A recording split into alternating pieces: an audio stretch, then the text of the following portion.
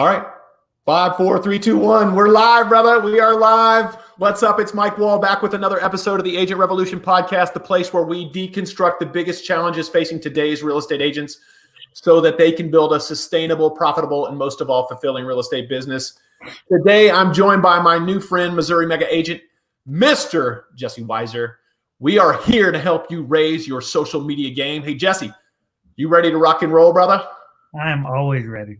Yeah, so one thing that really stood out about you, man, and we were kind of talking back and forth, and just so everyone knows, Jesse and I met on an Icon panel about 2 weeks ago for the shareholders meeting. And you know, a lot of what you said really resonated with me because it's a place that I'm really trying to improve my business is on the social media side. And one thing that you said is, you said that about 90% of your business comes from Facebook. And so I'm really excited today to dig into that because I think you can add a lot of value to our audience for people who are, you know, trying to do social media or make more money from social media as it relates to their real estate business. So, but before we dive into that, man, tell us a little bit about you. Tell us kind of your bio and then how you got into real estate and kind of where you're at today. Yeah, so it all started back in 2014. I was kind of raised single mom, didn't really have like a father figure. I had a father in my life, but I'm around 12. He kind of like dissipated a little bit. He's still here, but I haven't spoke to him in 3 years. So I always saw that like real estate was a place to invest in real estate. And seems like you always see that real estate agents make money. You know, they're always like rolling the dough, and you see like them driving Lambos and stuff. Well, now being an agent, you have to work for it. You can't just like drive a Lambo just because you do one transaction, you know? So around 2014. Unless it's a really big transaction, right? Yeah. Well, where I come from, the average like home price is 160. So you're not going to have anything too big around here. Yeah, I love it, man. I'm in a similar market in Southwest Ohio here. Yeah. So around 2014, I started getting into real estate investment. Mm-hmm. And then it was about 2017 where some people were asking me like, hey, they started seeing me dabble in real estate and whatnot, and they thought I was an agent. And they said like, hey, I need you to help me sell my house. I'm like, hey, I don't have a license. Like, I can't just sell your house. Right. So it wasn't until the end of 16 when people started saying that, I was like, maybe I should get my license so I can double dip, you know? Sure. So I got my license at the beginning of 17, February of 17, and I just started going from there. My whole background is actually video production.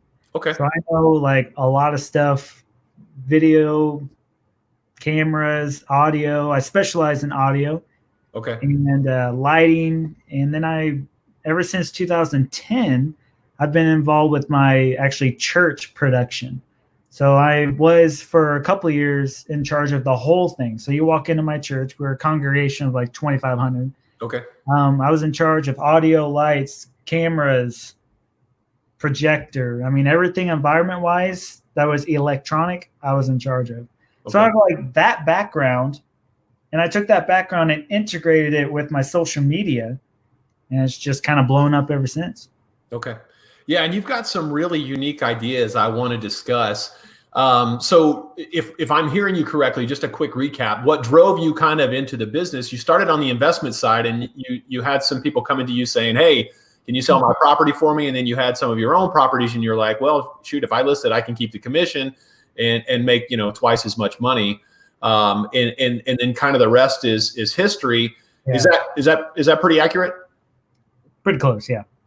And so tell me, when you made that transition, and you may still be an investor today. I'm an investor as well, but tell me when you made that transition, when were you like, well, man, this can be pretty lucrative. I can probably, you know, I can probably make this work. I can probably scale this and do something really special with this. Yeah, it was. I mean, 2017, I was actually working 3 jobs. I was a real estate agent. I actually worked for Sara Lee Bread Company. I don't know if you know like Sara Lee. Yeah, oh yeah. And then I was actually investing, which I include investing in real estate, a job. Like that is an actual job. Yeah. I was doing all 3 at the same time to push my wife through college. Okay. And, you know, it was it was until I started making videos and started pushing it out on social media. And people were like, man, this guy is everywhere. It's like a kind of a weird perspective. You start doing video, they think of you as like up here, you know. Like a celebrity, right? You could be a brand new agent and do a lot of video, and you're instantly gaining credibility and influence. Yeah, there's something about like movie stars. You see them on the screen, and they instantly become like this celebrity to you. Well, think about that with just a normal everyday guy, and he's on the camera. Well, you have now became a can't think of it. A celebrity in their eyes, right? Essentially. Yeah, there's public figure. That's what it is. Public figure, yeah. You automatically become a public figure if you start getting on camera consistently. Okay. Yeah, it makes a lot of sense, man. So you've been in the business since 2017. How many transactions did you do last year, which would have been your first full year, right? No, actually, that would have been your second full year. Tell me about how you scaled your business up. What did your first year and your second year look like? Yeah, so my first year, 17, and then 18, right? Yeah, 18 would have been your first full year, right? Yeah, so 17, I did, I think, 7 transactions. Okay. And then 2018, right in September 2018, I quit all my jobs and focused on real estate because my wife actually graduated college. It's Missouri, man. I don't know. Yeah. So she finally graduated college, and I was like, okay, I can drop that income and focus on this because she now has an income, and it kind of replaced it, you know? And I mean, I hit it hard. 2018. We finished up the whole year with 15 transactions. Okay. Which the average realtor across the whole nation is like what, 10? Not even that, really. I think it's somewhere between 6 and 9. So I was doing part-time 15 transactions a year. Yeah. You know, I did 7, then I did 15, my first full year of real estate. And then 2019, I hit it hard with digital marketing, social media marketing. Okay. So that's when you really turned it on the social media, 19.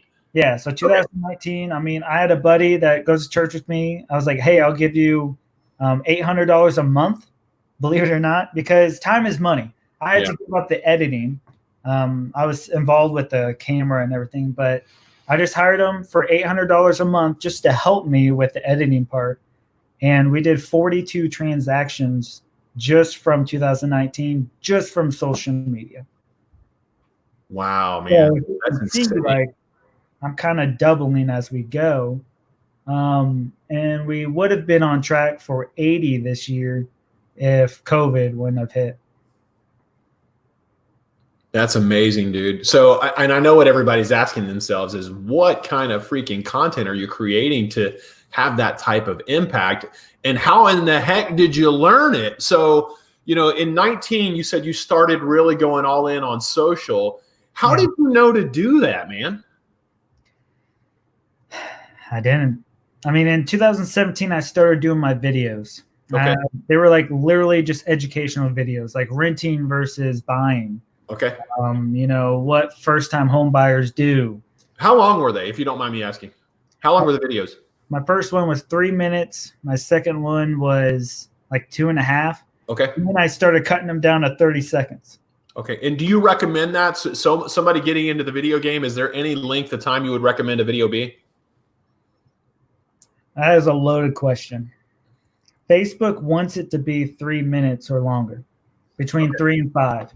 All right. But you have to learn how to like keep people's attention for 3 minutes, because there's a lot of people that don't know how to keep attention. Right. And so that all comes down to what kind of content are you offering, right? Yeah. So I've made videos. You know, you're from Springfield, which got 300,000 views organically. I did, you know, you've been to Branson, Missouri, which, do you know what Branson is? Oh yeah. Yeah. So we went down to Branson and we did a video about that. That got 96,000 views, all organic, not even paid. So like there's ways of getting more views, and both of those were 3-minute long videos. But then there's some videos that are kind of dry that you need to make 30 seconds or a minute. Mm-hmm. If you exceed over 1 minute, it better be a dang good video. Okay. And so what I'm noticing here is that the difference between the shorter videos and the longer videos, like a shorter video might be something educational, right? Like more like why to rent or why to buy versus rent, right? Mm-hmm. People only want to hear so much about that. And then something that's funny or comical, you can stretch that out a little bit if it's truly funny, if people truly enjoy it, right? Yeah. Okay, dude, that's great. I mean, to know that is really, really good, because like, I think there's probably a lot of people doing, the opposite of that. They're stringing out like, let me tour you around this house, right? Isn't this great? Like which other, every other realtor in the world does. And, you may do that as well. And I assume just by knowing you probably have a very special way of doing house tours, right? Where it engages the audience. Is there some truth to that? Yeah, I mean, just going into houses, there's one thing. So whenever you think of video, and okay, even if you're not a real estate agent and you own a golf club, a country club or something, what is something that every real estate can do that not everybody can do? I want you to answer that question. What is something that we can do that no one else can do? Yeah. So, I mean, we can show houses, right? We can, yeah. So why wouldn't you create a video series of just walking through $1 million homes? Yeah. And people are like, whoa, this is cool. He's going into that house. Perspective. Yeah. All you have to do is just text another realtor like, hey, I'm going to do some free marketing for you. Yeah. And they're like, cool. Like, I would love that. Yeah. And so older realtors that they're like, I'd rather market the property myself. Yeah. Like, okay. Do you run into that a lot? Yeah. Do you really? And is it mostly with older realtors? Yeah. Is it? Mostly, and I'm not like dogging these. No. Yeah. It could be a demographical thing. I mean, there's and some people, again, it's scarcity versus abundance, right? It's whatever mindset you have. Some people don't understand that the more eyeballs you get on a listing, the more likely you are to sell it. And they'd rather miss out on those views and try to sell it themselves than get those views and cooperate with another realtor to get it sold. Let me ask you this now, because you have a better idea of what works now because of all the beta testing that you've done, all the trial and error that you've done. What content do consumers enjoy the most, you think? If you can create something that you can do every week, I would go Facebook Live every week at a certain time, certain day. Yeah. And if it's enjoyable, then Facebook favors Facebook Live. Yeah. And you would just hit that up every single week on the exact same day and the exact same date. Okay. Day and time. Are you doing that personally now? No. Okay. But I need to, but I'm trying to figure out like a piece of content. Yeah. Yeah. And you told me also that you've just launched a podcast, which would be, that's obviously a way of being able to get in front of an audience. I want you and I talked before we went live here about some different ideas. And one of the new things you were talking about, about the whole foodie group and how you guys had 14,000 likes already. Walk me through how that, like, talk to the audience about the group, how you thought about the group, what you were trying to accomplish, and then what you guys are doing with the group now. Yeah. So you can easily look it up on Facebook. It's Traveling Foodsters. The next best thing. No, I'm just kidding. But what it is we found a niche that in our area no one was doing. So everyone can go on Instagram and just post pictures, right? Like pictures are easy. Well, what I'm doing is I'm going into these restaurants with a professional video camera like that. Yeah. Except for the teleprompter is not on there. And I'm setting up a video camera, putting some nice clean audio on, a lav mic, something that looks like this. Sure. Put it on, put some lights on, and literally asking the restaurant if we can do some free advertising for them, video advertising. Right. Now, if a restaurant were to hire someone to come out and do a commercial, it would probably cost anywhere between $2,000 and $5,000. Yeah. We're doing it for free. Sure. The only thing we're doing is it's going to be our platform. Like if you want us to come in, it's going to be our faces, our brand. I mean, everything. Yeah. And what we do is, hey, we're going to come advertise your restaurant, put it in front of all of our fans, which now we have close to 14,000 likes on it. Yeah. And you're going to give us some gift cards to give away to our fans. Yeah. Love the idea, man. I love it. Love it. Love it. And whenever we get there, they feed us for free. Wow. So it's like there's perks. And as you do more and more videos, the restaurant owners love you more. Yeah. And then like you start becoming a celebrity in that restaurant, and you walk in and they're like, "Hey, Jesse, you want some free food?" Yeah, yeah, I do. Like what the But so what we did was Traveling Foosters is just another extension of my marketing. It just has a different brand. Yeah. My brand is my face. If my face is in Traveling Foosters, it's still branding me. Right. You know? So what we started was, okay, why are we going to do this? There always has to be a why. It's why before do. Why before do. Sure. People want to just do before they think about why. And tell me why that's important though. Because you could start doing something and get burnt out because you never figured out the why. Right. Exactly. And that's what I want to resonate with people. And you just happen to pick something that you enjoy doing, right? Which, I mean, there are different ideas for different people of whatever they enjoy doing, but you like to eat, right? You enjoy food like most of us do. Yeah. I mean, it's not just about the food. I like creating video content. Yeah. And all the other perks were like benefits, Yep. So what we do is we figured out the why. It's like, and what it came down to is we want to intentionally help our community. How? By creating video marketing for free. Yeah. I mean, for the restaurants to help them. And in return, we get some value back, which is we're everywhere. I get comments all the time. I have Wiser Living Realty that I do video series in, and then I do Traveling Foosters. Like it's a whole different demographic. I mean, people follow Wiser Living Realty because they're interested in the housing market. Sure. People follow Traveling Foosters because they're interested in food. They're interested in giveaways. They're interested in free gift cards. They're interested in what the heck does that restaurant have, you know? But here's what we found out quickly is people are intimidated to go into restaurants and order something because they have no idea what to order and they get comfortable eating the same restaurant. Yeah. So what we're doing is we're going in, we ask for 2 appetizers, 2 entrees, 1 dessert. So that's 5 plates or whatever. Yeah. And what's cool is we ask for them to pick it, the restaurant. They pick their best meals. What's the top ordered menu item? Right. So then we create a high professional, like high quality video. I mean, you need to go out there and look at Traveling Foosters. Yeah. For the restaurant, but it has all of our brand. Now, when people research, I mean, there's people that go to Traveling Foosters. We've done so many now that people go and they just look up the videos and see what they want to order now. They're like, oh, I haven't been to Everyday Thai.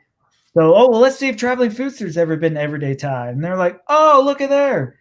And they see what they can order. They see what we say about the food. Yeah. Is it spicy? Is it sweet? Is it savory? All this. And then they get they get more comfortable. Yeah. Before even going in and trying something new. Yeah. So you know what's so neat about that, man, is that, you went out and intentionally and you're trying to deliver good content. And you're trying to deliver good content to your audience, right? That they can use. So if they go to that restaurant, they can see what's good, what they would want to order on the menu. And then you're offering free advertisement for the restaurant. And then you're getting free advertisement with your brand, right? Which is your face. Yeah. It's a win-win-win. It literally is. And I just wonder why more people aren't doing it. There's 2 things. One, they're scared to be in front of video. And two, and I don't understand why people are scared to be in video. They're like, oh, the angle's wrong. Oh, I look, got some rolls or whatnot. You know what? Everyone, if you get out of your house, everyone sees that one roll that you don't want to show in the video. You know what I mean? Like, I don't understand that. Or two, they don't know anything about video or cameras and they get intimidated and then they don't want to do it. Yeah. Yeah. So you're saying fear and then and not knowing how to use the equipment, right? And any recommendations on getting over fear or how better ways of using the equipment, getting to know the equipment better? Any ideas on that? Just start with your phone. Okay. I mean, seriously, just open up your phone, put it in the camera mode, and hit record. All right. Just start doing it, and then edit.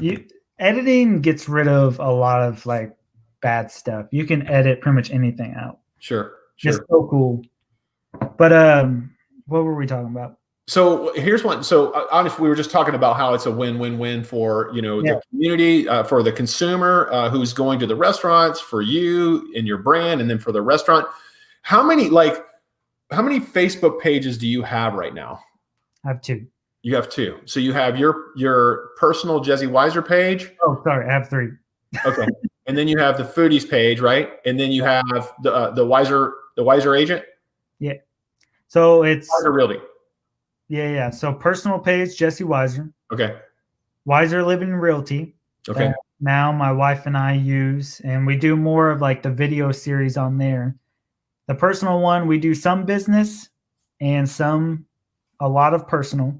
Okay. Then we have Traveling Foosters, where we help the community and local restaurants. Okay. All right. So is it important to separate your business page and your personal page, you think? So in 2017, I started all on my business page. I was like, business, push that. Well, I quickly found out that the algorithm for Facebook on pages is now they're starting to get away and actually put less of Facebook pages in people's timelines. Yeah.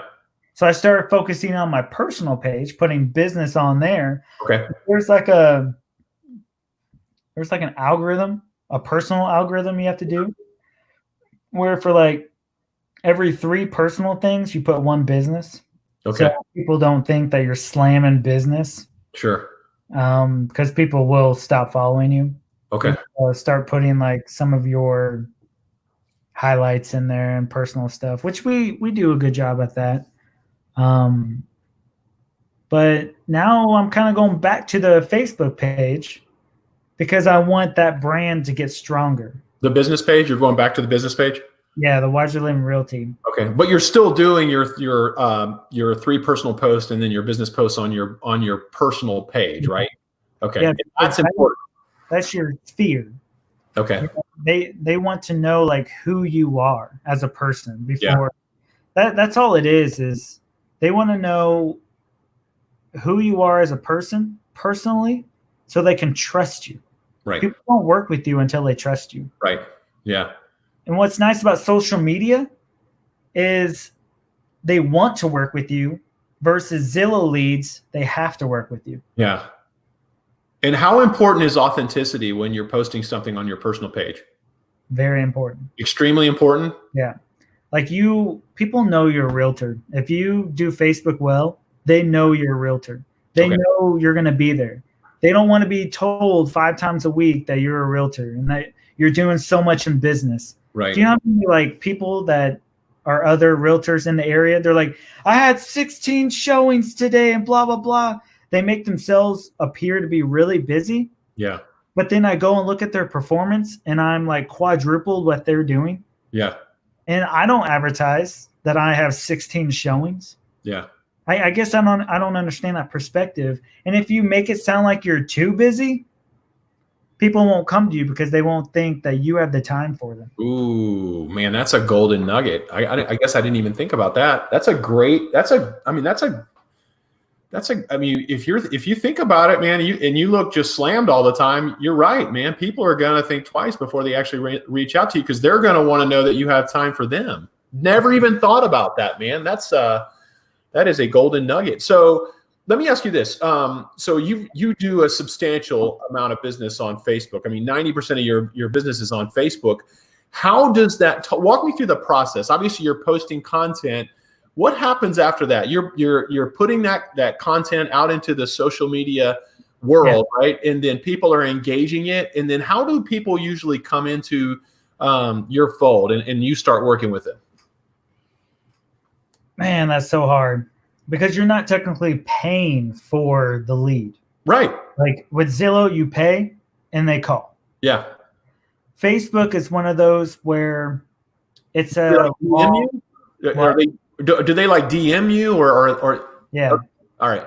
So what they do is it's a flip. So every once in a while you'll get someone that will comment on one of your posts. Yeah. And you'll be like, hey, I never say we show houses. It's more or less like I make videos and they know I'm a realtor. So they'll like comment on one of my videos and say, oh, I really like that. I can't wait until I can do that with my house. Yeah. Bam.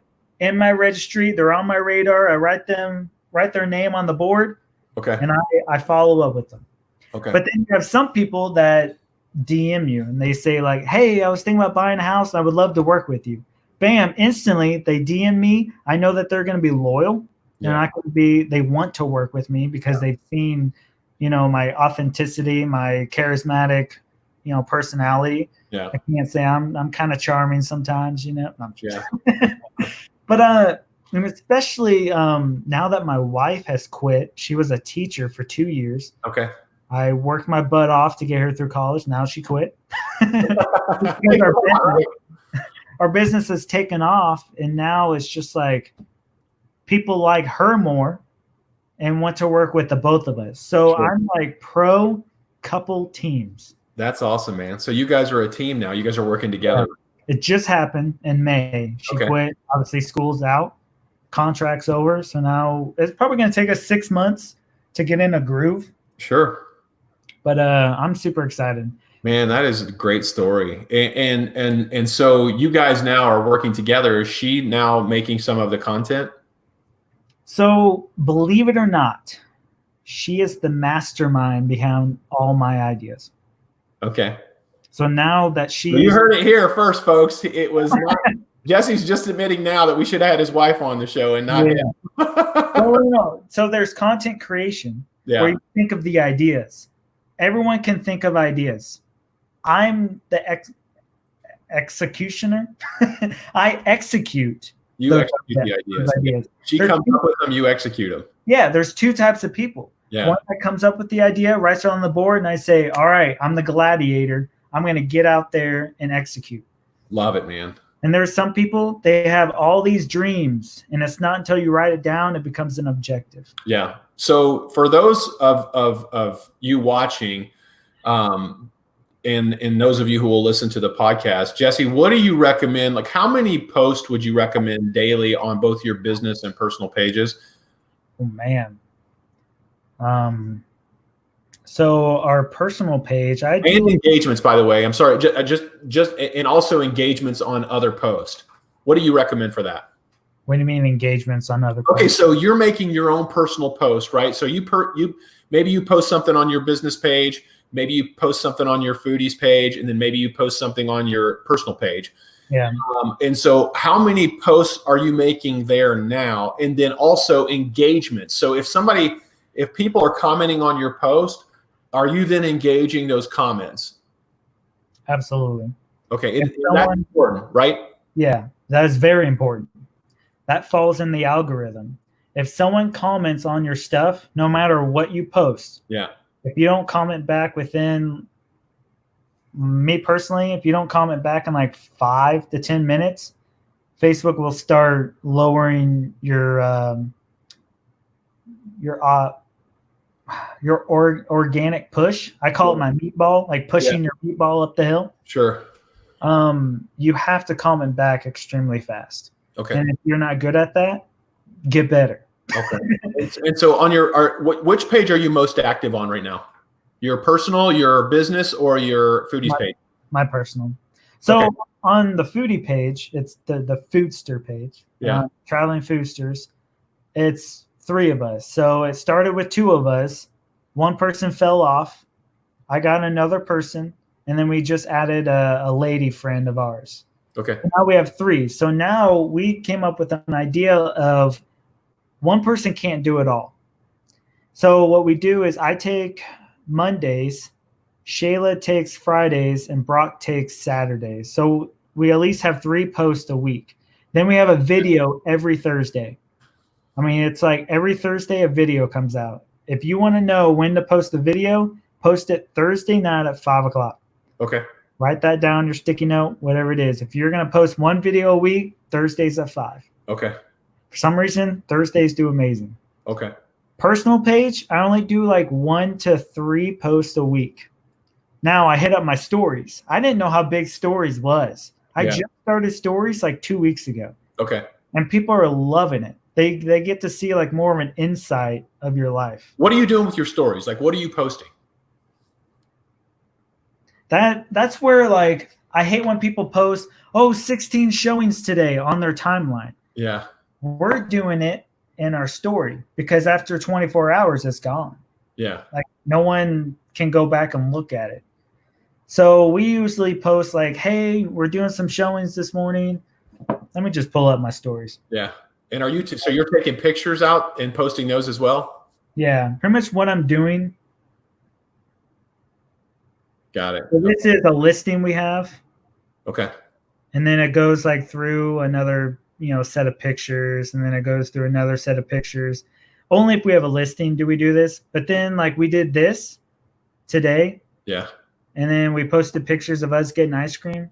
Basically, dude, that's so cool, man. Yeah, basically just like an insight of what we're doing. Yeah. That's all we do, that we don't want to bog our timeline down with. Right. Timelines are for heavy hitting posts. Okay. Heavy hitting. Like, just bought a house. Check this out. Just had a baby. Yeah. Yeah. Just passed the kidney stone. Check. No, I'm just like some heavy hitting where I know people are going to either like it or comment on it. Yeah.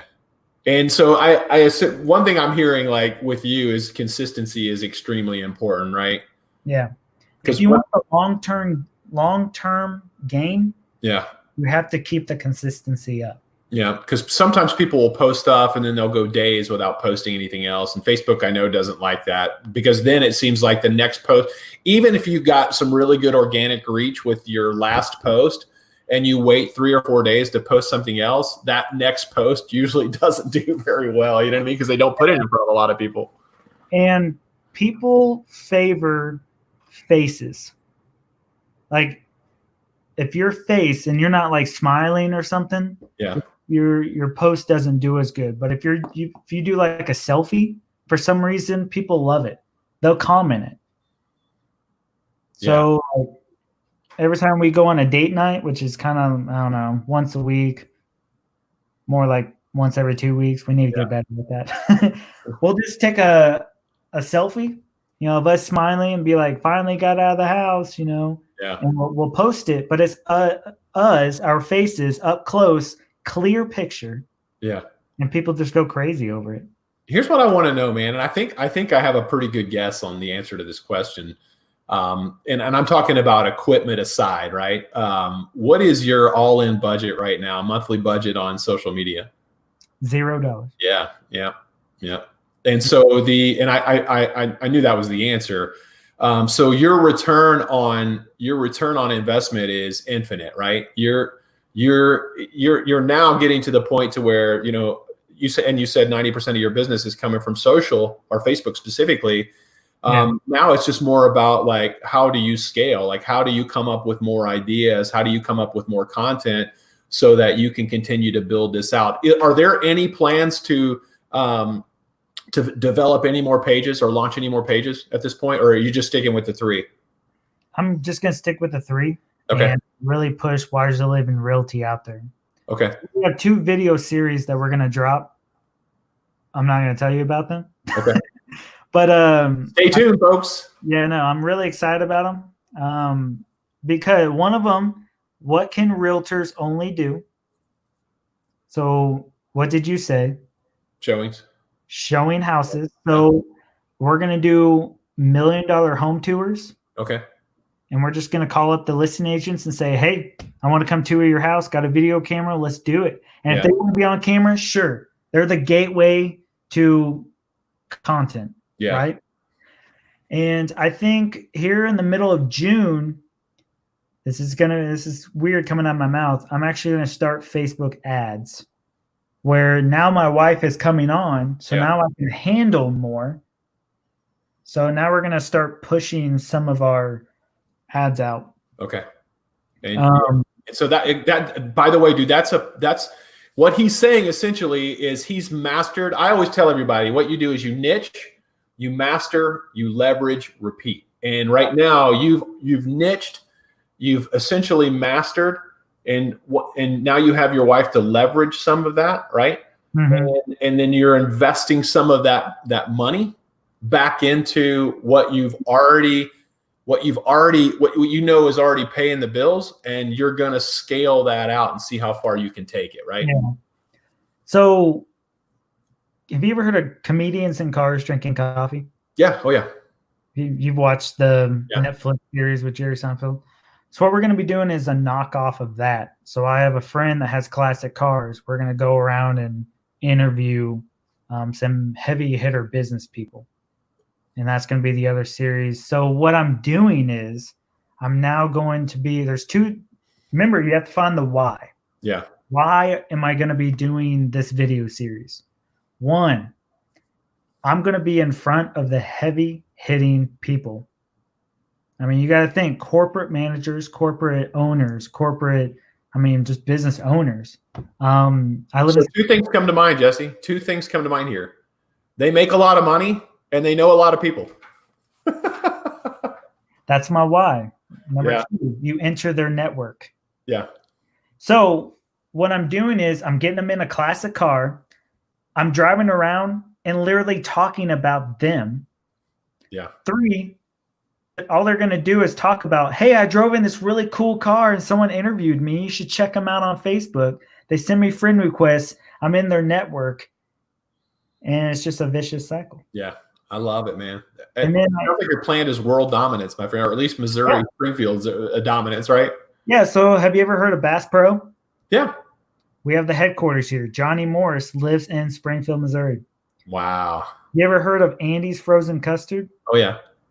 Headquarters here in Springfield, Missouri. Yeah. You ever heard of O'Reilly's Auto Parts? Of course. Guess where the headquarters is? Not Springfield, Missouri. Springfield, Missouri.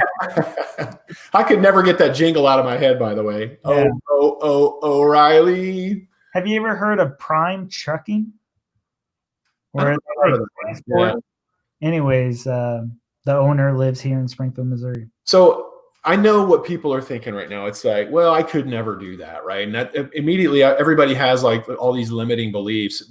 But what I see with you, man, is you come up with an idea and then you never look back. It's like you never, not once have I gotten the impression from you that one of these ideas couldn't happen. It's like they're not only have we come up with these ideas, but we're going to make it happen, right? There's no other alternative. Where there's a will, there's a way. Right, right. And here's the thing. You and I are both in sales. Sales is full of no's. Yeah. You can't get over a no. You can't be in sales. Right. So I need classic cars. I need exotic cars. First place I went to, as soon as I walked in, they saw some young kid asking to drive a $100,000 exotic Porsche. And they were like, no. I said, do you know who I am? But I'm a foodie. What? I'm a foodster. Yeah, but here's the mindset people like don't get over. They hear a no and they're like, oh, it's going to be no across the board. Yeah. But if you keep at it, you will get a yes. I was just texting my sister, out of all people, hope she never watches this, but out of all people, I never knew my sister had a contact that had a connection with classic cars.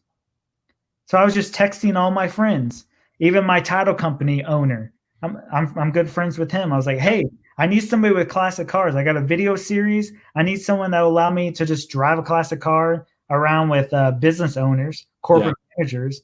And he's like, hey, let me see if I can reach out. Got a text today. That was yesterday. Got a text today. And he said, hey, I got a hold of him. I think it's going to happen. But in the meantime, I have my sister's boss that owns Springfield Coach Group.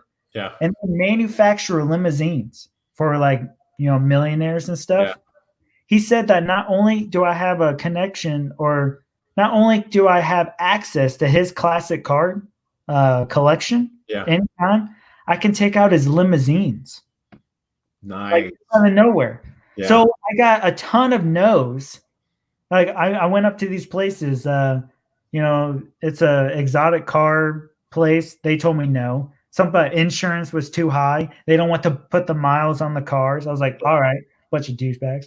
Anyways, no, I'm just kidding. But then I went to some other place where they do high-end leases. And he told me, oh, I'm retiring next month. Well, I'm going to get out of the game. I'm like, okay, well, there's another roadblock. Yeah. Went into Reliable Toyota, where they also own Audi, BMW, and, all the higher-end cars. And I ran into another roadblock. So I'm like, what the heck? And then it hit me. I'm like, why am I going to dealers? Why don't I just start reaching out to personal people, private ownership, people that don't care? So I just started sending out mass text messages to all the people that I would hope know people. And I got some yeses, because here's the thing. They know who I am. They know that I'm going to take responsibility for any damage I make. Yeah. So they vouch for me. And then it became yeses. Dude, I love it. I love it. I love it, man. Well, we're running up against the clock here, but what I do want to make sure is if people want to be able to get in touch with you, either to get to know you better or learn more about how to build their social media game, or, just to connect with you, man, what's the best way to do that? Facebook. Okay. Just find me on Facebook, Jesse Weiser. They can call me, I guess. 417-207-9994. Love it. I love it. I love it, man. I always love sharing these stories week after week, because I know this show is literally changing agents' financial lives, my own included. Hey, do me a big favor. If you know someone that might enjoy the podcast, please share it with them. And if you like the podcast, please go to wherever you listen to podcasts and subscribe. If you want to jump on a call with me, 30 minutes for a business strategy session, go to meetmikewall.com. And for Mike Wall and Mr. Jesse Weiser, let's put a bow on this one, Mr. Jesse. Thank you so much, man. No problem. All right. We're out.